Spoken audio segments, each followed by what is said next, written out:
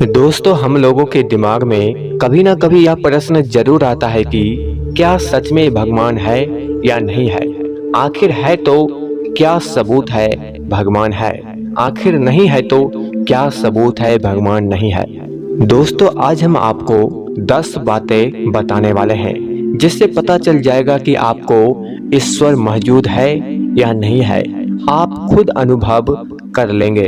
तो दोस्तों, यह 10 बातें हमेशा याद रखना और यह पूरा वीडियो जरूर देखना। भगवान का अस्तित्व है या नहीं, इस बात को लेकर सदियों से बहस चली आ रही है। कुछ लोग जहां इसे महज अंधविश्वास मानते हैं, तो वहीं कुछ लोगों के लिए ये आस्था का सवाल है। आस्था और अंधभक्त के इस खेल को परखने के लिए वैज्ञानिकों ने भी कई दावे किए हैं, जिसमें ईश्वर वजूद को लेकर कुछ तर्क दिए गए हैं जो आज हम आपको इस वीडियो में बताने वाले हैं। और यह कहानी सुनने के बाद आपके रोंगटे खड़े हो जाएंगे। भगवान की उत्पत्ति कैसे हुई, इस बात का उदाहरण कई धर्म ग्रंथों में देखने को मिलता है। ईसाई धर्म ग्रंथ बाइबिल के प्रथम अध्याय इन द बिगिनिंग गॉड में ईश्वर के महत्व को बताया गया है। इसके मुताबिक इस धरती और स्वर्ग को ईश्वर ने ही बनाया है। जीवन और मृत्यु एक ही सिक्के के दो पहलू है। जिंदगी का मतलब है कि किसी नई चीज का विकास, वही मृत्यु का मतलब है कि सांसारिक चीजों को त्याग कर ईश्वर में लीन हो जाना। आध्यात्मिक किताबों के अनुसार मरने के बाद व्यक्ति को स्वर्ग और नरक की प्राप्ति होती है। ये व्यक्ति के कर्मों पर आधारित होता है। इस बात की पुष्टि साल 2008 में हार्वर्ड के एक तांत्रिक वैज्ञानिक इबेन एक्सलेंडर तृतीय ने किया। उसके दावे के अनुसार उसका ब्रेन डेड करीब 1 सप्ताह तक कोमा में रहने के चलते पूरी तरह से बंद हो गया था। इसके बावजूद उन्होंने स्वर्ग के वातावरण को महसूस किया।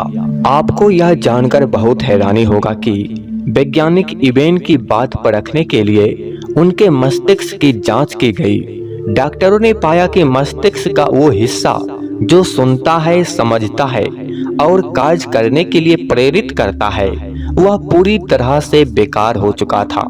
इसके बावजूद इबेन कोमा से जागने के बाद अलौकिक अनुभव की बातें बता रहे थे। ये हैरान कर देने वाली चीज है। ये ईश्वर के अस्तित्व को साबित करती है। कहते हैं कि दुनिया में मौजूद सभी छोटे बड़े जीवों की रचना ईश्वर ने ही की है। तभी इसका सबूत वर्ष 1725 में जर्मनी एक्सलस्टार्ट पर्वतों पर देखने को मिला। इसमें छिपकली, मेढक, मकड़ी, मछली के चेहरे वाले पक्षी, चांद, सितारों के आकार के कटे हुए कुछ चूना पत्थर मिले थे।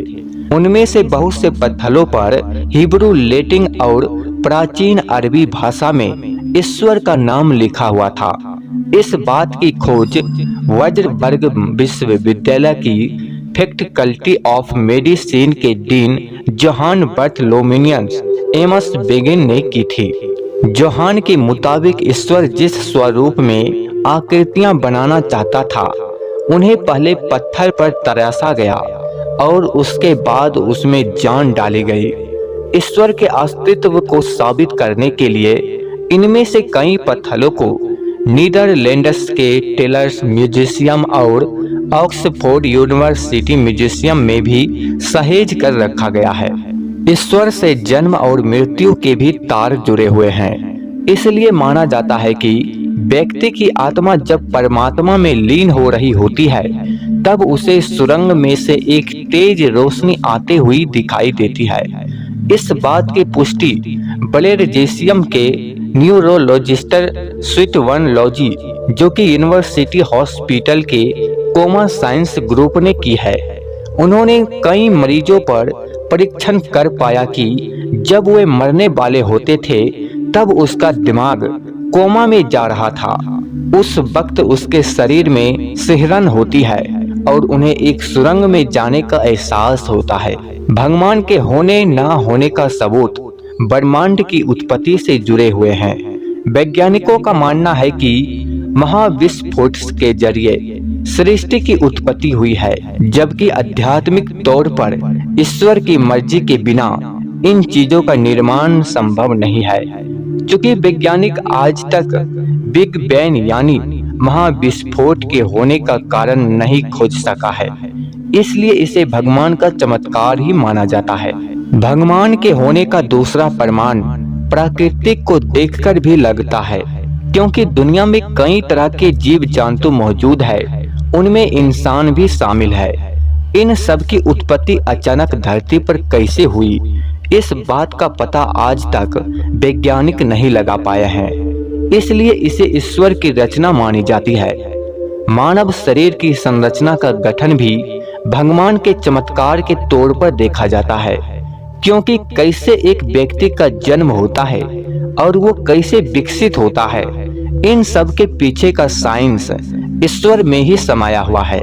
क्योंकि इन ऑर्गेनिज्म का विकास कैसे हुआ और कैसे एक नन्हे से जीव को जीवन मिलता है, ये सारी रहस्य अभी तक अनसुलझी है। आध्यात्मिक रूप से ईश्वर का वास इंसान के अंदर होता है, तभी एक व्यक्ति चाहे तो वो कुछ भी कर सकता है, मगर एक मामूली से इंसान में इतनी ताकत कहाँ आती है, ये एक चमत्कार की तरह लगता है।